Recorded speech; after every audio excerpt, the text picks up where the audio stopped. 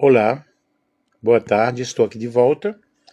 Estava fazendo uma live e havia um efeito aí que eu não sabia tirar, mas eu consegui tirar agora. Gente, eu vou falar aqui sobre a linguagem apocalíptica de João na descrição da Nova Jerusalém. A descrição da Nova Jerusalém apresentada em em Apocalipse, capítulo 21 ao 22. Elisângela, a paz do Senhor Jesus, boa tarde, tudo jóia? É um dos exemplos mais ricos da linguagem apocalíptica na Bíblia. Esse tipo de linguagem usa símbolos, imagens, números e metáforas para comunicar verdades espirituais profundas, mais do que oferecer uma descrição arquitetônica ou geográfica do futuro. O que é a linguagem apocalíptica? A palavra apocalipse vem do grego apocalipsis, que significa revelação ou desvendamento. Milton Jorge, Kelly Martins, tudo bem? O objetivo desse gênero literário é revelar a ação soberana de Deus na história, o triunfo do bem sobre o mal e a esperança da restauração final. No caso de João, as imagens da Nova Jerusalém servem para transmitir a glória, a perfeição e a comunhão eterna entre Deus e o seu povo. A Nova Jerusalém, ela desce do céu. João descreve, na realidade, da seguinte forma: vi a santa cidade, a Nova Jerusalém, que descia do céu, da parte de Deus, preparada como uma noiva adornada para o seu esposo. Apocalipse, capítulo 21, versículo 2.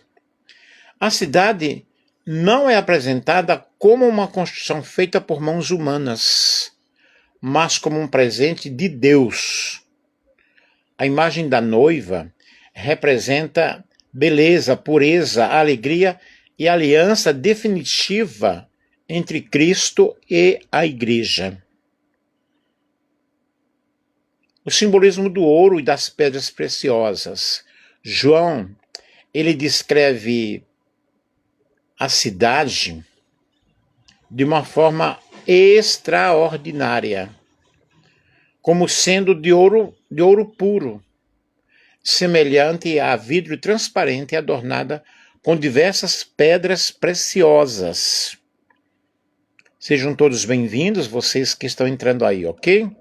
E esses elementos simbolizam a glória divina, a pureza absoluta, a santidade perfeita, o valor incomparável da presença de Deus. Não é necessário entender que a cidade seja literalmente construída com esses materiais. A linguagem ela procura comunicar a majestade da nova criação. Vejamos o simbolismo dos números. Os números têm papel central no Apocalipse. O número 12. A cidade possui 12 pedras, 12 fundamentos, 12 anjos, o nome das 12 tribos de Israel, os nomes dos 12 apóstolos. O número 12 representa a totalidade do povo de Deus, unindo a antiga e a nova aliança. Sejam todos bem-vindos, vocês que estão entrando aí, ok? Os 144 côvados, o muro mede 144 côvados, 12 por 12. Esse número reforça a ideia de perfeição, segurança e plenitude espiritual. 12.000 estádios. As dimensões da cidade são de 12.000 estádios em comprimento, largura e altura. O número 12.000 simboliza grandeza ilimitada e perfeição, e não necessariamente uma medida literal. A cidade ela tem forma cúbica. A cidade possui comprimento, largura e altura iguais. Essa imagem, ela lembra diretamente o Santo dos Santos do Templo de Jerusalém, que também era de um cubo perfeito, em 1 Reis, capítulo 6, versículo 20. O simbolismo é claro. Toda a Nova Jerusalém torna-se o Santo dos Santos. Uau, que coisa maravilhosa, né? Ou seja, toda a criação será plenamente santa e Deus habitará com seu povo sem qualquer separação. O que é importante é que não existe templo. João afirma, nela não vi templo, porque o seu templo é o Senhor, Deus Todo-Poderoso e o Cordeiro. Apocalipse capítulo 21, versículo 22. Enquanto o templo terrestre simboliza a presença de Deus, na Nova Jerusalém, essa presença será direta e permanente. Não haverá necessidade de mediação religiosa. Não haverá sol nem lua. A cidade não necessita do sol nem da lua para darem claridade, pois a glória de Deus a iluminou e o Cordeiro é a sua lâmpada. Apocalipse capítulo 21 e o versículo 23. João utiliza a linguagem altamente simbólica para afirmar que Deus será a fonte completa da vida, da luz e da verdade. Temos aí o rio da vida. No capítulo 22, aparece um rio cristalino que sai do trono de Deus. Essa imagem recorda o rio do Jardim do Éden, a visão de Ezequiel 47 e a promessa da vida eterna. Representa a vida abundante que procede continuamente de Deus. Temos a árvore da vida. A árvore da vida produz 12 frutos e suas folhas servem para a cura das nações. João ele usa a imagem de Gênesis para mostrar que aquilo que foi perdido pela queda é plenamente restaurado. A Nova Jerusalém representa a restauração completa da criação, o cumprimento definitivo das promessas de Deus, a comunhão eterna entre Deus e o seu povo, o fim da morte, da dor e do pecado, a vitória definitiva de Cristo. João ele utiliza a linguagem simbólica porque a realidade da eternidade ultrapassa os limites da linguagem humana. As imagens não pretendem apenas informar, mas despertar esperança, reverência e confiança na promessa divina. Portanto, a descrição da Nova Jerusalém não deve ser lida apenas como um projeto arquitetônico do céu, mas como uma representação da consumação do plano redentor de Deus. A linguagem apocalíptica comunica por meio de símbolos, de imagens, que Deus estabelecerá uma nova criação marcada pela santidade, pela justiça, pela paz e pela presença plena do Cordeiro. O foco principal não está nos materiais da cidade, mas na realidade de que o tabernáculo de Deus está com os homens. Apocalipse capítulo 21, versículo 3, indicando a restauração definitiva da comunhão entre Deus e a humanidade. É algo extraordinário, é algo fenomenal. E é necessário nós atentarmos para estas palavras.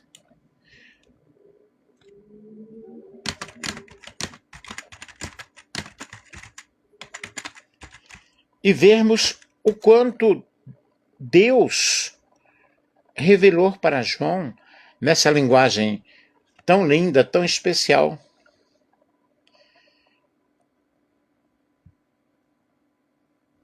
Quando o Apocalipse fala as folhas da árvore eram para a cura das nações, não significa que haverá doenças na Nova Jerusalém.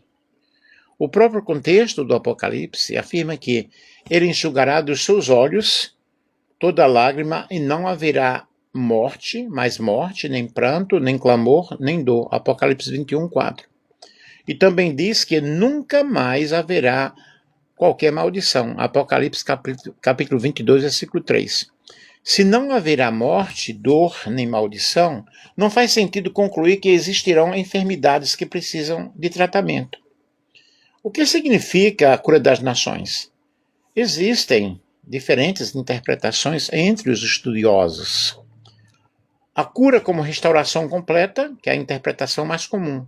A palavra cura, terapia em grego, terapeia em grego, pode significar ou indicar restauração, bem-estar, saúde plena e integridade. As folhas simbolizam que toda a consequência do pecado foi removida. Não é um remédio para pessoas doentes, mas um símbolo da plenitude da vida que Deus nos concede, ou nos concederá. Um símbolo de paz entre os povos. As nações representam todos os povos redimidos. A cura simboliza o fim das divisões, dos conflitos, do ódio e das consequências espirituais do pecado. Todas as nações vivem reconciliadas com Deus entre si. É uma linguagem simbólica inspirada em Ezequiel capítulo 47. João retorna ou retoma a visão de Ezequiel, onde árvores junto ao rio da vida produzem frutos continuamente e suas folhas servem para a cura. Em ambos os casos, a linguagem enfatiza a vida abundante que procede de Deus e sua capacidade de restaurar completamente a criação. Por que então João usou essa expressão? Porque o Apocalipse é escrito em linguagem apocalíptica, rica em símbolos, e João descreve realidades eternas, usando imagens conhecidas pelos seus leitores. Assim como fala de ruas de ouro, portas de pérola e um rio da vida, a árvore com folhas para a cura comunica que Deus restaurou perfeitamente tudo que o pecado havia corrompido. Vejamos aqui a aplicação teológica. A árvore da vida perdida no Éden, por causa da queda, em Gênesis no capítulo 3, reaparece na Nova Jerusalém como sinal de que a obra redentora de Cristo está plenamente consumada. A humanidade redimida viverá em perfeita comunhão com Deus, sem doença, sofrimento ou ataque. Portanto, Apocalipse capítulo 22 e versículo 2 não ensina que haverá pessoas adoecendo na eternidade. Pelo contrário, ensina que a restauração realizada por Deus será tão completa que toda marca do pecado desaparecerá. E as árvores e as folhas da árvore da vida simbolizam essa restauração definitiva. A paz entre as nações e a plenitude da vida eterna na presença de Deus. Algo fenomenal, não é verdade? Algo lindo, algo maravilhoso, algo especial. E vemos então, queridos, que a igreja, que é considerada a esposa do Cordeiro, né? Ela tem apetrechos, ela tem adornos. E quais são os adornos da noiva do Cordeiro? A expressão a noiva do Cordeiro refere-se ao povo de Deus redimido por Cristo, especialmente a igreja que já estará glorificada, conforme descrito em Apocalipse, capítulo 19, versículo 7 ao 9, e Apocalipse, capítulo 21, versículo 2, depois 9 ao 11. Os adornos da noiva possuem um profundo significado espiritual. Vejamos, pois, vestes de linho finíssimo. Foi-lhe dado vestir-se de linho finíssimo, resplandecente e puro, porque o linho fino, ou o linho finíssimo, são os atos de justiça dos santos. Apocalipse, capítulo 19, versículo 8. Vocês estão me acompanhando? Compartilharam aí com outras pessoas?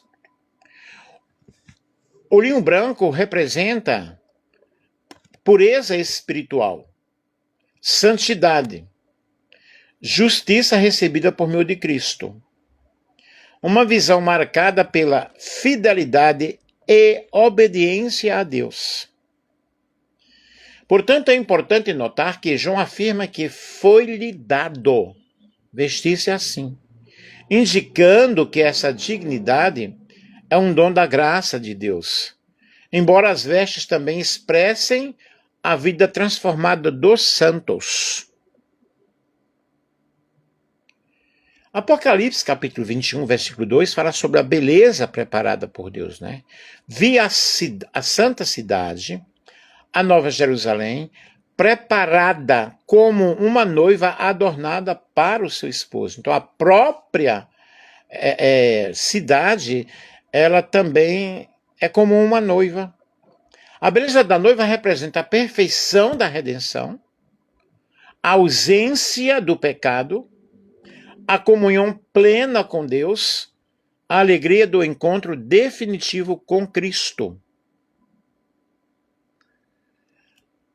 Outra característica, outro adorno da noiva, a Nova Jerusalém é descrita como possuindo ouro puro, a glória de Deus, pedras preciosas, jaspe, portas de pérola, fundamentos adornados com pedras preciosas.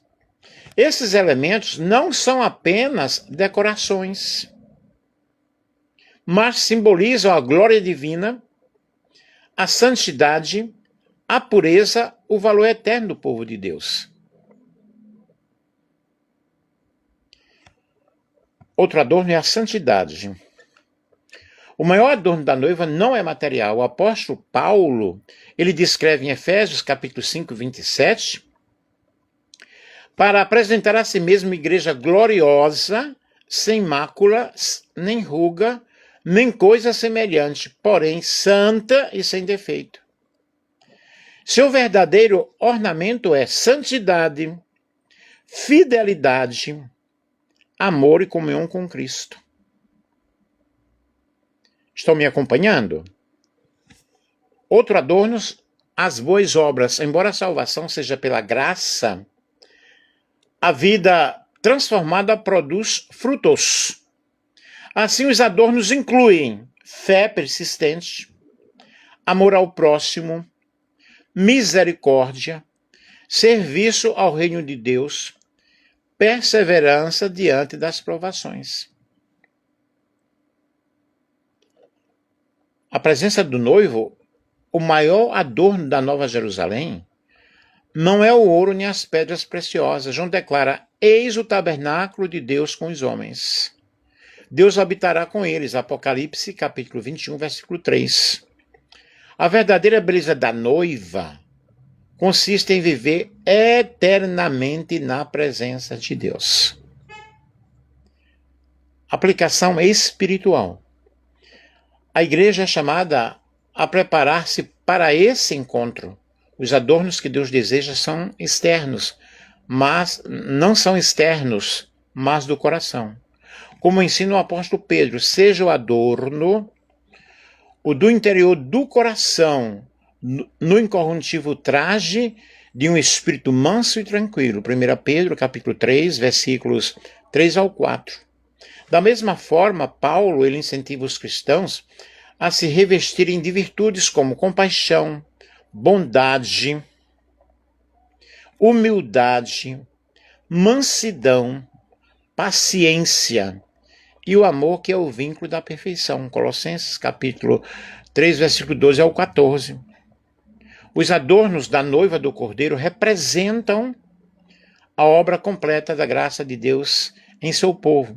A igreja é adornada com a justiça de Cristo. Então observe que a Nova Jerusalém, a noiva do Cordeiro, e a igreja também é a noiva do Cordeiro. Deixa eu ver aí, alguém está me dando paz do Senhor, deixa eu ver. A paz do Senhor, que Deus abençoe. A igreja é adornada com a justiça de Cristo, purificada do pecado, preparada para viver eternamente com o Senhor. Sua beleza não está em riquezas materiais, mas na santidade, na fidelidade, na presença gloriosa de Deus. Assim, os adornos da noiva incluem linho finíssimo, que é justiça e santidade, pureza, que é a ausência de pecado, boas obras, que é o fruto da fé, glória de Deus, que é a beleza espiritual, comunhão eterna com o Cordeiro, o maior e mais precioso adorno. Essa é a esperança apresentada pelo Apocalipse. Um povo completamente redimido, preparado para as bodas do Cordeiro e revestido da glória de Deus, da glória que Deus concede aos que lhe pertencem. E vejam,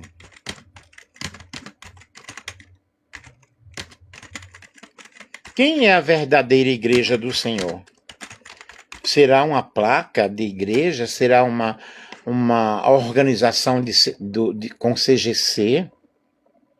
Será Assembleia Batista, Presbiteriana, Adventista? Essa é uma pergunta muito importante da teologia cristã. E a resposta depende muito da tradição teológica adotada. Mas há um ponto em comum entre a maioria das tradições cristãs históricas. A igreja verdadeira é segundo o Novo Testamento. A Bíblia ensina que a verdadeira igreja não é definida principalmente pelo nome de uma denominação, mas por sua relação com Cristo. Jesus disse: edificarei a minha igreja e as portas do inferno não prevalecerão contra ela. Mateus 16:18. A igreja pertence a Cristo. Ela é formada por todos aqueles que, pela fé, receberam Jesus como Salvador e permanecem unidos a Ele. O apóstolo Paulo, ele afirma, muito obrigado aí pelos coraçõezinhos, João Gabriel. O apóstolo Paulo, ele afirma: ora, vós sois corpo de Cristo, individualmente membros desse corpo. 1 Coríntios, capítulo 12, o versículo 27. Assim, a verdadeira igreja é o corpo de Cristo, composto por pessoas regeneradas pelo Espírito Santo. Quais são as características da igreja verdadeira? Observem aqui. Segundo o Novo Testamento, a igreja verdadeira tem Cristo como único Senhor e cabeça. Efésios 1, capítulo 22 ao 23. O pastor não é o dono da igreja. O Papa não é o dono da igreja. O dono da igreja é Jesus. Tem Cristo como Senhor e cabeça. Proclama fielmente... Proclama fielmente o Evangelho. A igreja foi chamada para pregar o verdadeiro Evangelho. Vive de acordo com os ensinamentos das Escrituras.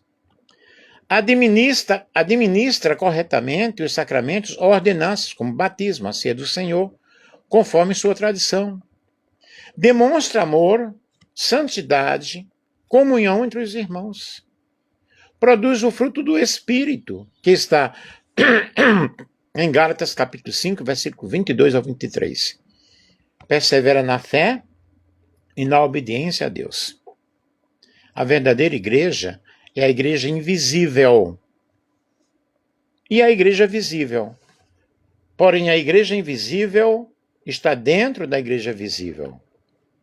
Muitos teólogos distinguem entre a igreja visível, que é as comunidades cristãs que existem no mundo, organizadas em diferentes denominações.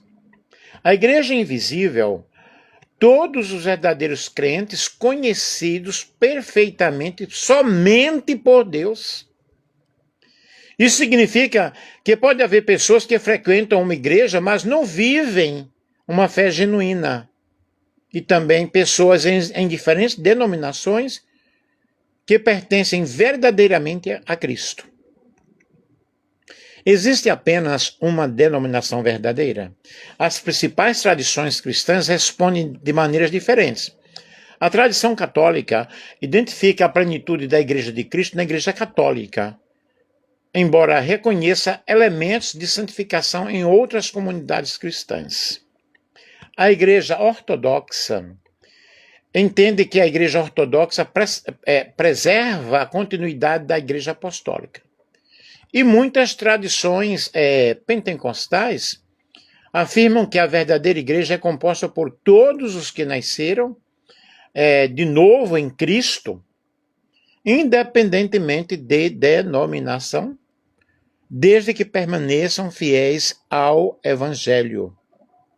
O critério principal, o Novo Testamento, enfatiza mais a fidelidade a Cristo do que a identificação com uma instituição específica. E Jesus declarou: nisto conhecerão todos que sois meus discípulos, se tiverdes amor uns com os outros. João 13:35. É muito fácil identificar. E Paulo escreve: há um só corpo e um só Espírito, um só Senhor, uma só fé e um só batismo. Biblicamente, a verdadeira igreja do Senhor é formada por todos aqueles que pertencem a Cristo pela fé, que foram reconciliados com Deus por meio da sua graça e procuram viver em obediência à sua palavra. Viu, João Gabriel? Você tem que ter mandado muitos coraçõezinhos aí. Ela se manifesta em comunidades locais, mas sua realidade última é conhecida plenamente por Deus. Portanto, a pergunta mais importante não é apenas qual é a verdadeira igreja, mas também, estamos vivendo como verdadeiros discípulos de Cristo?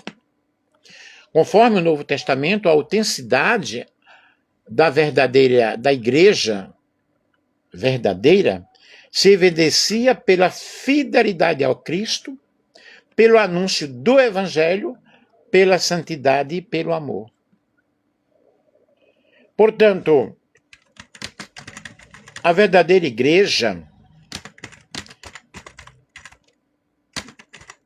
ela tem uma roupagem diferente.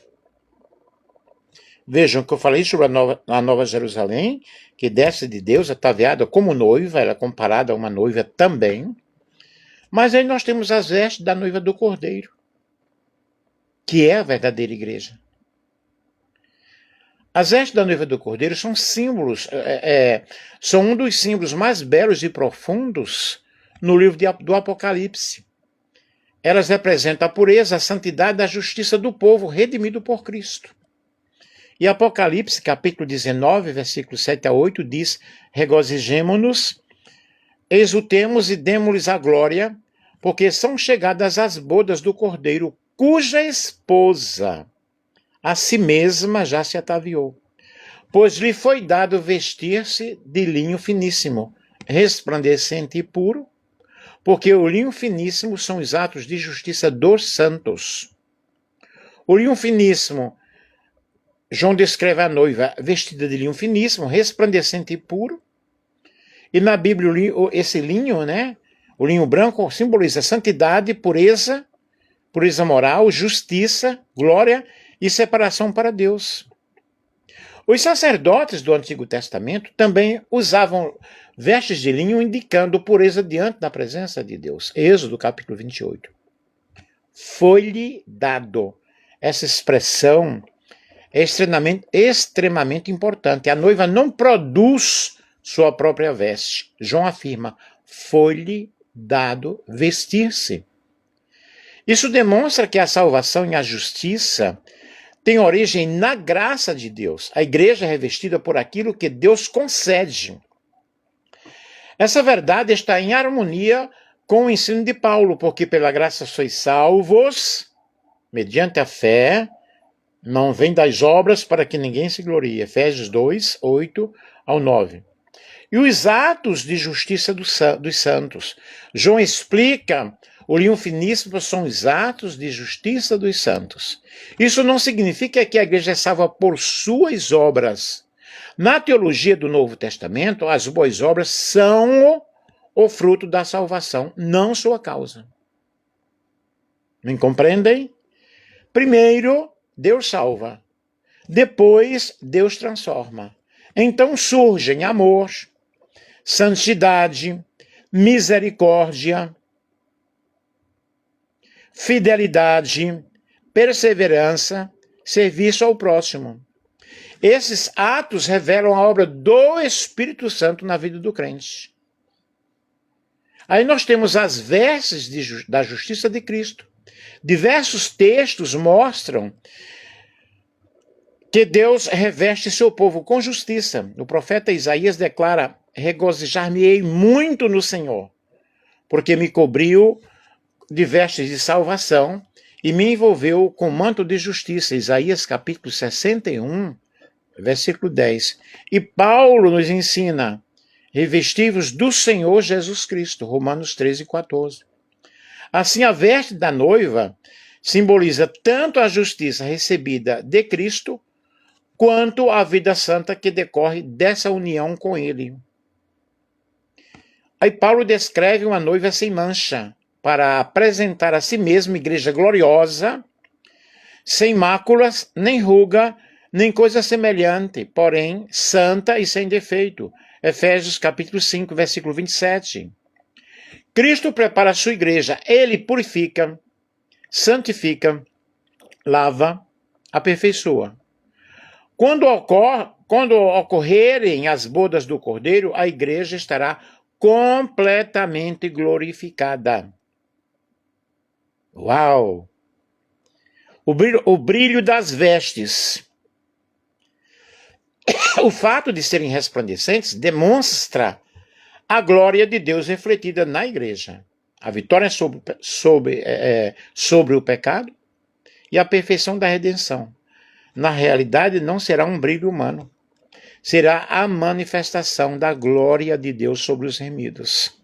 Embora a plenitude dessa realidade pertença ao futuro, a igreja já é chamada a viver em santidade no presente. E as vestes do cristão são demonstradas por uma vida marcada pela fé, pelo amor, pela humildade, pela reverência, pela obediência e perseverança. Como escreve Paulo, revestivos como eleitos de Deus, de misericórdia, bondade, humildade, mansidão, longanimidade e, acima de tudo isto, do amor. Colossenses capítulo 3, versículo 12 ao 14. E concluindo aqui, queridos, as vestes da noiva do Cordeiro representam a obra completa da redenção. Elas unem duas verdades fundamentais do Evangelho: a justiça recebida pela graça, concedida por Deus em Cristo, foi-lhe dado vestir-se. E a santidade visível na vida dos crentes, expressa nos atos de justiça dos santos, que são fruto da ação transformadora do Espírito Santo. Assim, as vestes da noiva não são apenas um ornamento celestial, mas símbolo de um povo completamente purificado, fiel e preparado para encontrar o seu noivo, Jesus Cristo. Apocalipse capítulo 22, versículo 14 diz: bem-aventurados aqueles que lavam as suas vestes, para que lhe assista o direito à árvore da vida e entrem na cidade pelas portas. Vejam que eu comecei falando sobre a linguagem apocalíptica de João para descrever a Nova Jerusalém.